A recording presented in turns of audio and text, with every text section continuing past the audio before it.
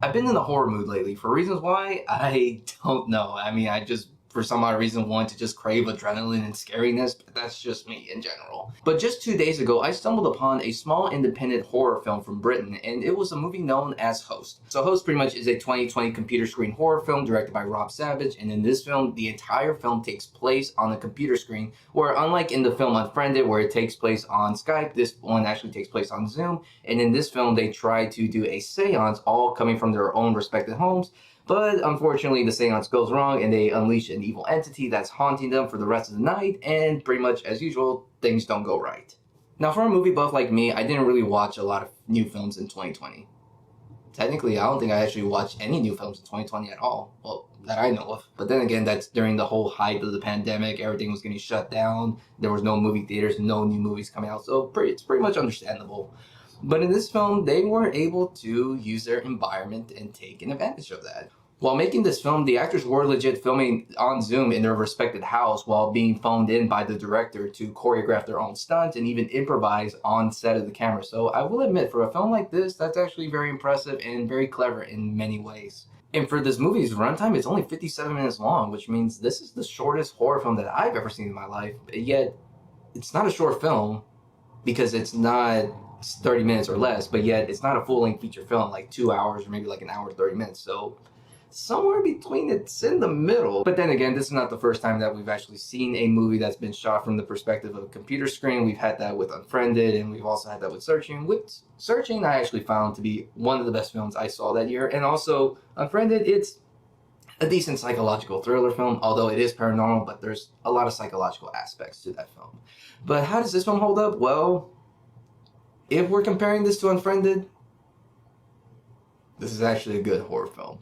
And it is superior, so gotta give props to that. Like, does it revive the horror genre? No. Is there anything new? No. Is there anything that they did differently than others? No, not really per se. I mean, there is a lot of tropes in this film where it's pretty much we have seen this in lots of other horror films before. Like, there's a mysterious, creepy figure in the shadows, and we don't know what it is, but it's just standing there watching them. Or we see objects getting flown around, or the actors are getting pulled from their seats or anything like that. It's pretty much just another horror film that we've seen before, and that's probably the only negative that I can say about it. But what actually makes this film actually scary? Well, it may have the tropes, but it has the thing that does right, and that's called execution.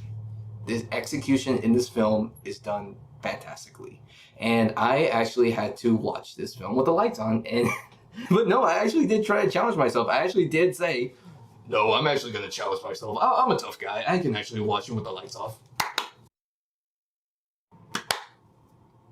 I need the lights on back. Thank you. The jump scares are legit good. The actors in this film do feel like they're very close best friends. And I just had to admire the fact that it involves so much realism within the usage of Zoom. Like, there's a lot of glitches, there's a lot of film delay, there's a lot of parts where the mouse doesn't actually go in sync with the person talking. It just feels very authentic and realistic, which anybody can relate to, and also considering the fact that this movie is taking place during the pandemic. And I've actually used Zoom countless times during the times of lockdown, so I can really relate to this film. But at the same time, it's like, it's nothing new. It's just another supernatural horror film. Like, the way how I can analyze this is if you grab the first Paranormal Activity film, and if you grab Unfriended, and if they had a baby together, you pretty much have the movie Host. But with all that aside, this is actually a really scary film. I actually did get scared about like 3 or 4 times in the film, and there are times I'm covering my eyes. I'm thinking like, oh, what's gonna happen? What's gonna happen? And I'm like, I mean, the jump scares are there, and there's a lot of loud sounds, and there's a lot of things that we don't see in the film, which obviously makes it scary because it's leading our imagination to it. But like I said, it's nothing new, but it is without a doubt great in execution. And considering the fact that this budget was only $300,000 and Unfriended was $1 million, damn. Host, you just did way better than that. This is without a doubt the scariest and best horror film to come out in the year 2020. I think it did flew over a bunch of everybody's heads. It flew over my head, but I think you guys should give it a watch on Shudder and see what you guys think about it. So for the final score, I'm gonna give Host an 8.5 out of 10. Thank you guys so much for watching this video. Look forward to more movie reviews to come along in the future. If you like this video, please give it a thumbs up. And if you haven't already, subscribe here to the channel for more content. And until then, I'll see you in the next video.